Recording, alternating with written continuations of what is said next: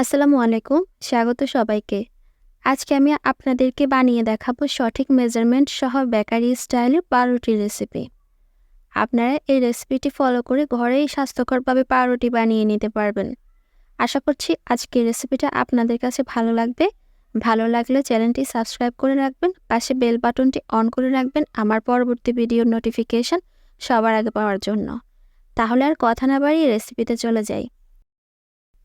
প্রথমে আমি একটা মিক্সিং বোলে নিয়ে নিচ্ছি 2 কাপ ময়দা, 1 চা চামচ ইস্টটা 1 চামচ সমান করেই নেবেন, বেশি নেবেন না।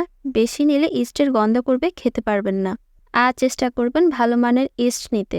তারপর দিয়ে দিচ্ছি 1/2 চা চামচ লবণ, 1/4 কাপ চিনি, আর দিয়ে দিচ্ছি 2 চা চামচ উঁচু করে গলানো বাটার।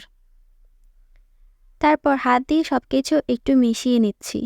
মেশানো হয়ে গেলে 1/4 কাপ কুসুম গরম দুধ অল্প অল্প করে দিয়ে একটা সফট ডো তৈরি করে নিব। এখানে আপনারা চাইলে দুধের পরিবর্তে পানিও দিতে পারেন, তবে দুধ দিলে টেস্টটা অনেক ভালো আসে। মাখিয়ে নেওয়ার এই পর্যায়ে দেখবেন হাতের সাথে লেগে লেগে আসছে, তখন আবার 1 চা চামচ বাটার দিয়ে মথে নেব। 4-5 মিনিট মথার পর দেখবেন এরকম একটা মসৃণ সফট ডো তৈরি হয়ে গিয়েছে। এবার প্লাস্টিক র্যাপার দিয়ে বাটিটাকে ঢেকে দিব আর রেস্টে রেখে দিব মিনিমাম 2 ঘন্টার জন্য। 2 ঘন্টা পর দেখবেন ডোটা ফুলে ডাবল হয়ে গেছে। এবার ডোটা থেকে সমস্ত বাতাস বের করে নিব। আবার ভালোভাবে মথে নিব 4 থেকে 5 মিনিটের মতো। এরপর একটা বেলুন দিয়ে এভাবে বেলে ভাঁজ করে নিব।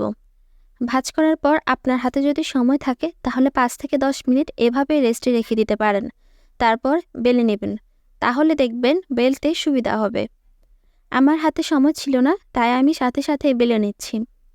দেখছেন রাবারের মতো ছোট হয়ে আসছে। সুবিধার জন্য আমি এটাকে হাত দিয়ে ছড়িয়ে নিচ্ছি। এরপর 2 হাত দিয়ে সমান করে রোল করে নিব। এরপর আমি একটা মোল্ডে পাউরুটির রোলটা দিয়ে দিচ্ছি। মোল্ডে আমি আগে থেকে কোনো তেল বা ঘি ব্রাশ করে নিইনি। তারপর আমি এই মোল্ডটা প্লাস্টিক র্যাপার দিয়ে র্যাপ করে 1 ঘন্টার জন্য রেস্টে রেখে দিচ্ছি। 1 ঘন্টা পর দেখুন ডোটা ফুলে পুরো মোল্ড ভর্তি হয়ে গিয়েছে।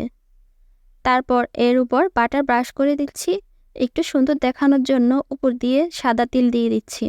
এটা পুরোটাই অপশনাল, আপনারা চাইলে স্কিপ করতে পারেন। আগে থেকে চুলায় একটা হাঁড়িতে স্ট্যান্ড বসিয়ে 5 মিনিট প্রিহিট করে নিয়েছি। তারপর সাবধানে মোল্ডটা চুলায় বসিয়ে দিচ্ছি। এরপর একটা অ্যালুমিনিয়ামের ঢাকনা দিয়ে ঢেকে বেক করব 30 মিনিটের জন্য। চুলার আঁচটা লোতে রাখবেন। 30 মিনিট পর দেখুন আমার পাউরুটিটা পুরোপুরি হয়ে গিয়েছে এবং উপর থেকে ব্রাউন কালার এসেছে। আমি উপর দিয়ে একটু বাটার ব্রাশ করে দিচ্ছি চকচকে লাগার জন্য। এবার আমি পাউরুটিটাকে পুরোপুরি ঠান্ডা করে নিব। এরপর মোল্ড আউট করে কেটে শেয়ার করছি। দেখুন কতটা নরম তুলতুলে হয়েছে। এরকম সফট ব্রেড চাইলে আপনারা ঘরেই তৈরি করে নিতে পারেন, খুবই সহজ এবং অল্প কিছু উপকরণে। আশা করছি আমার আজকের রেসিপি আপনাদের কাছে ভালো লেগেছে। সবাই অনেক বেশি ভালো থাকবেন, সুস্থ থাকবেন। আল্লাহ হাফেজ।